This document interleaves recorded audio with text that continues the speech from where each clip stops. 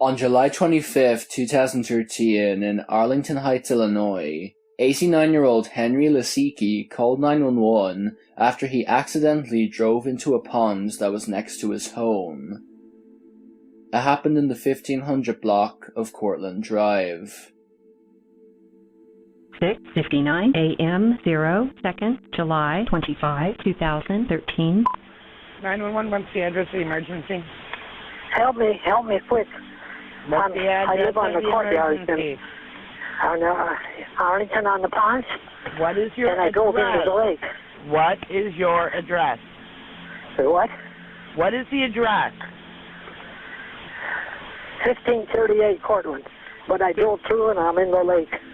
And hurry up, I'm sinking. Hurry up. Sir, I need you to calm down. 1538 Cortlandt Drive? Yeah. Okay, And I'm in the lake.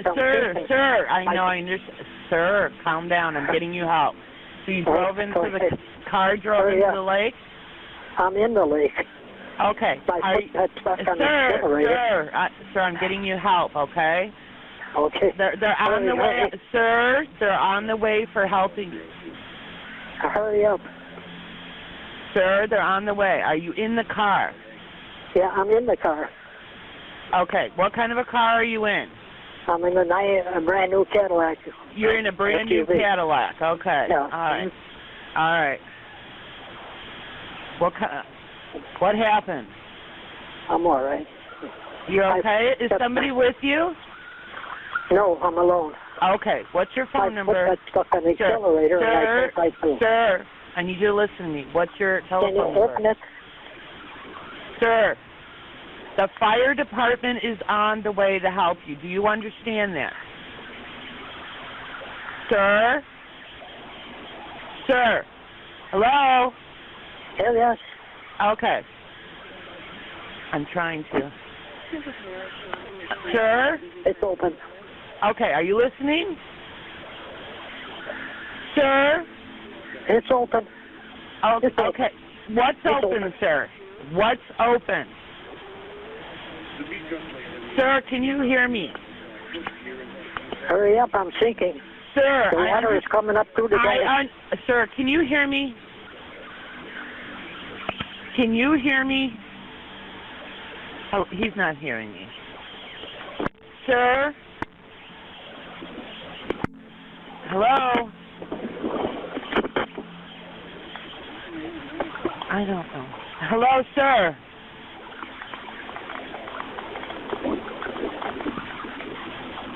Sir? He's still in the car. Gene, don't interrupt. Sir? I supplemented a ground call. Sir!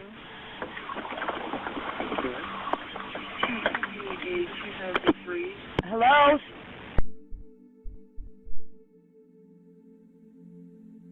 Sadly, his body was later recovered from the car. It's believed that he was trying to reverse the car into his garage, but hit the accelerator by accident. He was a widower and was living alone when he died. Upon hearing the call, investigators said that the dispatcher did not advise him to try and get out of the sinking SUV. That was an apparent violation of the agency's protocol. The dispatcher, Dawn Brezwyn, was on vacation when her boss requested that all dispatchers review water rescue protocols. An inquiry found that she repeatedly entered the wrong codes into the dispatch system, later telling investigators that she didn't know the proper codes. She fumbled with a computer program and didn't use resources that would have guided her in the call. She was only given a 3-day suspension. It was later found out that Henry Lasicki had left $400,000 for local emergency responders in his will. The money paid for a new ambulance and is enough to fund the police K-9 unit for the next 10 years.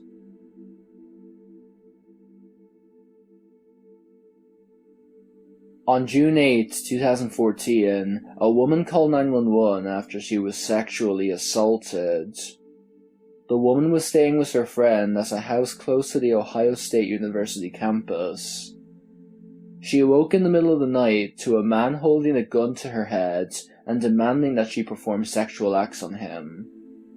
What the operator says in the call will absolutely shock you.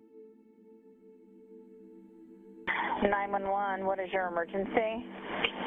I am staying at a friend's house on 14th and Summit, and I just woke up to a boy sticking a penis in my face, telling me that I had to suck it or he was going to shoot me.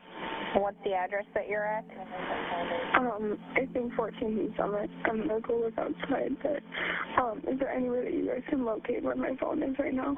No, we can't. That's why I need to know where you are. I mean, are you going to be standing outside? I really don't feel comfortable going outside to look where it is. I'm only doing what the address is. Okay, I would look for some mail, ma'am. Or wake someone up. I did just wake my friend up, and she doesn't know what it is. Emily, you're living here next year. What is it? It's 14th and Summit. It's a brick building. Okay, they're not going to be able to find you like that. If you're going to say 14th and Summit, you're going to have to come outside. If they come to it, we can come outside. We can come outside.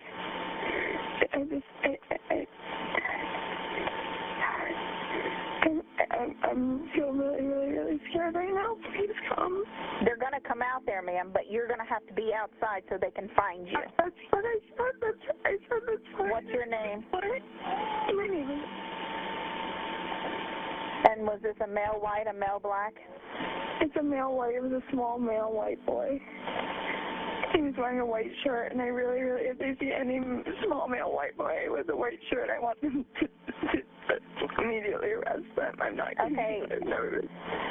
Ma'am, you're going to have to quit crying so I can get the information from you. Which way did he leave? He left out the back door. Okay, and was he at the house when you got there? No, absolutely not. He broke into the house.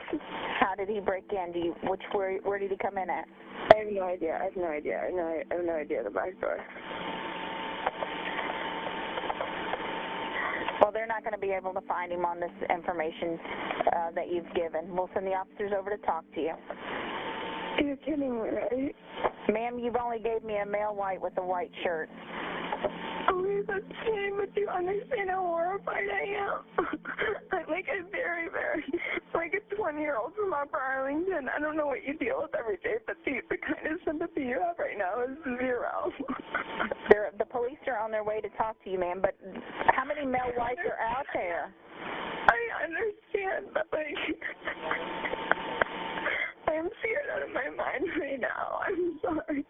I don't know what this guy said to me, but I've never been so scared in my life. Okay, he didn't touch you, correct? No, he did. That's right. Where did he touch you at? Like he was touching my pants. He was touching your hand? No, my pants. And like trying to take my pants off. And that's when I woke up too, freaking out. And that's when he thinks he was pretending to have a gun. And I was like, let me see it. Because I had no idea. I woke up in the middle of my sleep. You know what I mean?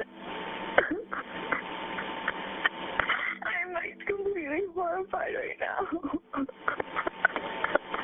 Okay, is your friend there with you? Does she get a look at him? No, she didn't. She woke up in the middle of it, and I kept trying to say something, and he kept telling me to be quiet. I'm not kidding you. I actually want to kill this kid. I've never been so upset in my life.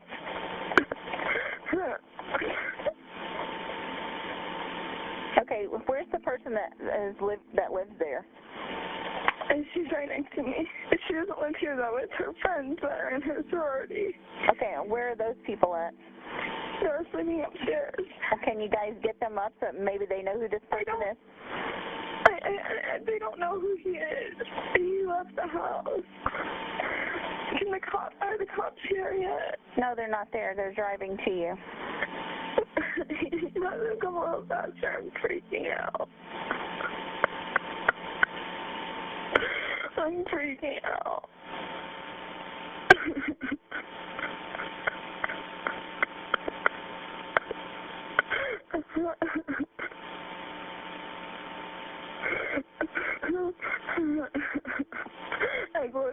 really small school in Pennsylvania. Like, I don't, I've never even experienced anything close to this.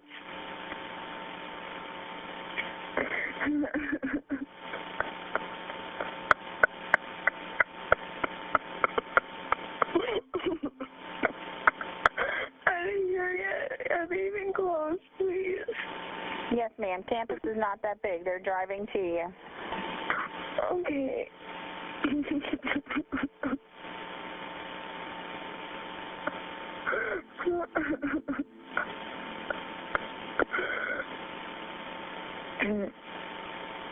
Okay, you need to go outside because the officer's there.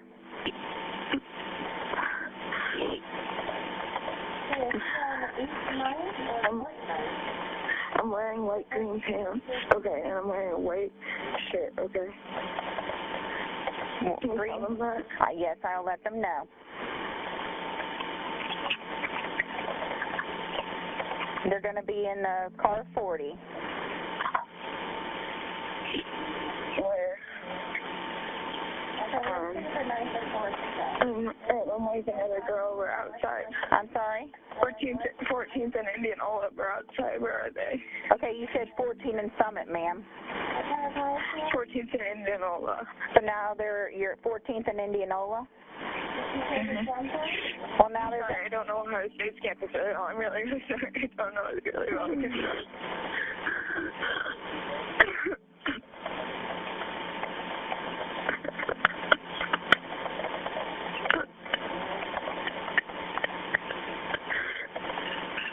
How far away is 14th and Indianola? It's literally half a block. It's half a block. I see there's a car coming down from somewhere right now. I honestly think I see if you tell them to turn right on 13th and then turn right on Indianola, I'll be right there.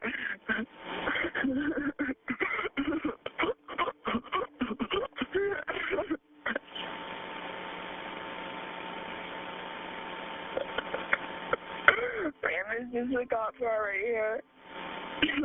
You have the officer? I think so. Okay. Thank you. Thankfully, 30-year-old Michael Callaghan was arrested and charged with rape and burglary. It was announced on June 23, 2014, that the dispatcher would not be reprimanded for her appalling attitudes.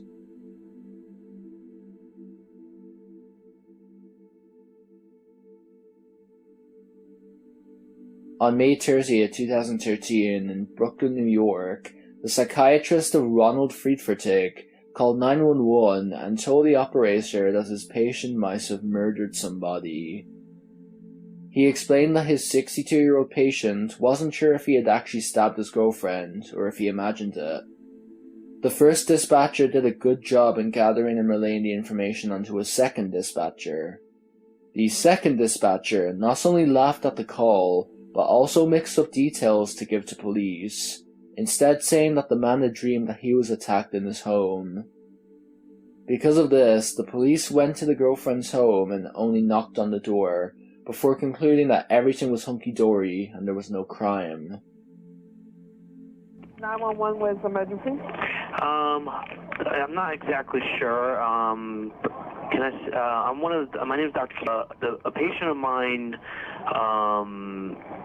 is in the hospital right now. He's a psychiatric patient. Right. I just got a call from the brother that he told the patient that he had a vision and a dream that he got in an argument prior to being hospitalized, which was a week ago, with his girlfriend. Right. And he got in a physical fight with her and might have stabbed her. And he told the brother he's not sure if this is true or not. Oh, okay. Okay. All right. So he's thinking that he might have. Right, and no one's been in contact with her since. Oh, okay. So I don't know if someone should go by the apartment and make sure that there's nothing going on. Okay. All right. Do you know the address? Yeah.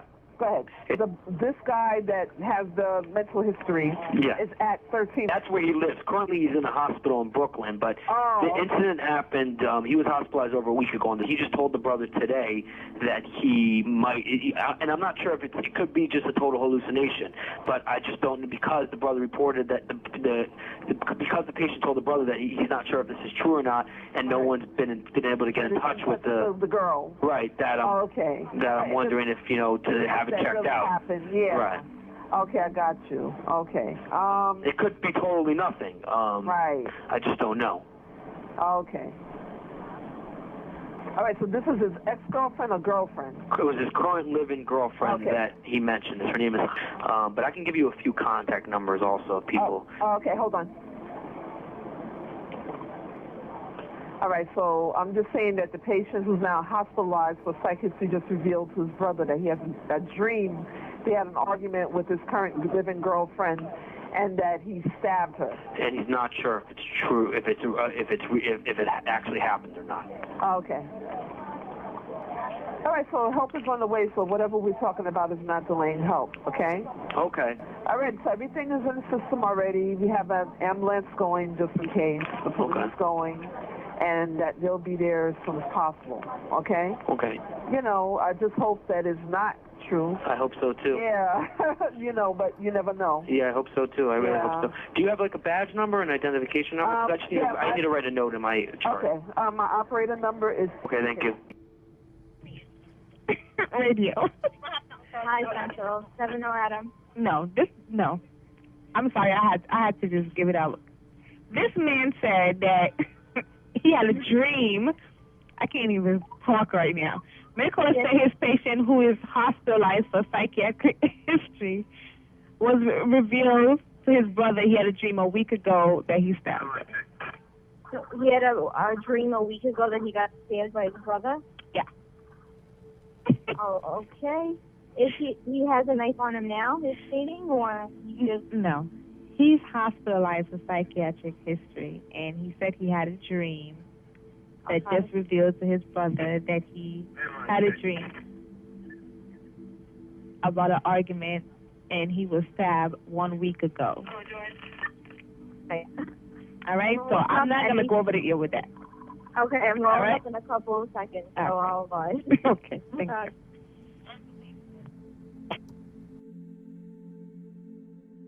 Because of this mix-up, the body of Yvonne Geffner wasn't found until 4 days after the 911 call. She was beaten and stabbed, and on her body was a note saying, "I killed my wife. She was casting spells on me." Friedfertig was arrested at a hospital he had been sent to after jumping in front of a train. The dispatcher's behavior was investigated by the NYPD. On January 17, 2014, in Las Vegas, a man came home from work to find that his mother was dead. He called 911 and was transferred to medical, where Gwen Patterson took a call. 911 emergency. What's your address? Can you get somebody in my house? I just got off work. I think my mom's dead. What's your address? 24. Oh my God, I can't think. I'm going to get medical on the line. Don't hang up the line. 1 moment. Please. He's saying that he thinks his mom's passed away. I don't have the address. Yeah, please. Ma'am. I'm a guy. You just stop. Okay, then calm down. I need a building number. What's your Okay, is she breathing at all? Okay, you don't have to holler at me. I didn't do it. Okay? Bye. Okay, listen, we have the call. Medical and officers are going to be responding. Was she sick? What happened? Man, I don't know. I just got off work. I just worked like 12 hours today. Man, my mom. Hanging up on a person who called 911 for help is a serious violation. Initially, it was announced that Gwen would not be fired and only face corrective action. But once the news that she wouldn't be sacked made national headlines, it caused uproar. A month later, on February 20th, Fire Chief Willie McDonald finally decided to fire Patterson.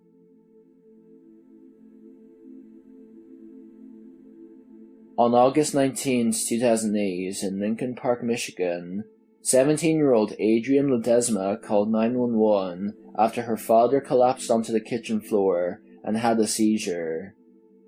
When she tried calling the first time, she received no answer. She then connected to an operator named Robert McFarland, who hung up on her 3 times because she cursed. In the downriver city of Lincoln Park every year, people dial 911 more than 14,000 times. And let's make it clear right up front, those emergency calls are generally very well handled. But that doesn't make what happened to Adrienne Ledesma any less shocking. I was really scared because, it's my dad, and he fell. He was not supposed to fall like that. His fall was so frightening because he was just 3 weeks out of the hospital where he underwent brain surgery, and suddenly he's on the kitchen floor, unconscious and shaking with a severe seizure. I was scared. I don't know, I was freaking out. So this 17-year-old grabbed her phone and dialed 911. She says she got no quick answers, so hung up and called again. Now, those emergency calls are recorded, but did you know the recording starts even before the call is answered?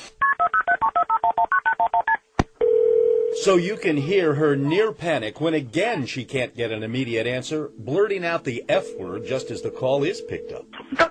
911. I need an ambulance in 5 Hartwood. But the Lincoln Park cop who takes the call admonishes her and only makes her more frantic. Well, okay, first of all, you don't need to swear over 911. Okay. And slow down. Ambulance. You haven't had a chance to tell him how serious this is, right? And he's already hung up the phone. Well, I thought my dad was going to die. I was really scared. So you called back. 911. Are you going to give me an ambulance? Are you going to swear again, you stupid? Are we going to have a problem? No, you're not going to one. Do you lose your job? Your dad's still on the floor. Well, I'm thinking he's seriously hurt because he's still having a seizure, and it's a really long seizure. And I'm thinking that I want to, complain about this guy because he shouldn't be hanging up on me. So she calls back a third time. 911. I just want to know what's your name because you're getting sued. Good. What is it? Good. Good for you, because you're a buffoon. After wasting more than 6 minutes, the cop finally called the rescue squad. There it is. I kept getting a 911 call from this filthy-mouthed girl that wanted a rescue. I never found out what it was, and I was never able to transfer it over to you. And that's the same story he told on the police radio when he dispatched a squad car to the house. I kept getting 911 calls from this girl, hostile girl, requesting a rescue. No idea what it's for. I couldn't get through her comments. Meanwhile, Adrienne left her older brother to tend to her dad and rushed a few blocks here to police headquarters to demand help and file a complaint. By now, she was even more agitated, more profane and louder when the cop greeted her with this. Are you the girl with the foul mouth? And I said, yes. And then he came out from the back and then put me in the back room and then arrested me. That's right, she was cuffed and cited for disorderly conduct and abusing 911, a charge that doesn't even exist. So, who is this officer who so badly mishandled such an important job? He's Sergeant Robert McFarland, a 20-year veteran of the department and a man who did his best to avoid public accountability for what he did here. Sergeant, Get out of here. help us understand. Get out of here. What were you thinking? No comment. What were you thinking, sir? You put a life in danger, you put the taxpayers at risk. The officer, who makes at least $62,000 a year, has publicly said not a word at all about his conduct that day, while his boss has not ducked responsibility. Lincoln Park's chief of police, Tom Carnes, not only agreed to be interviewed, he was refreshingly candid and made no excuses. It's not the station's finest moment, I'll tell you that. The chief frankly admits, my guy screwed up on this. But still, he says he just can't explain why it happened. He never once asked her, what's wrong? Are you in an emergency situation? Do you need an ambulance? Is somebody dying? No, he did not. It's not, how can he... Obviously, something happened there, something that is totally out of his character. In fact, my review of Sergeant McFarland's record shows several commendations as a Lincoln Park officer. He's repeatedly received positive performance evaluations and not a single disciplinary action against him ever before. Anybody who finds their dad like that's going to be panicking, So I think they're trained to know that people are going to be freaking out when they call. I wouldn't feel bad if he got suspended. Maybe fired. Is it 30 days suspension? Would that be enough? I think it may be something where he will lose time over, and he will have training. But he'll have his job. Yes. McFarland was suspended for 2 weeks and received extra training. Thankfully, Adrian's father made a full recovery, and they later got a lawyer and sought a settlement from the city of Lincoln Park.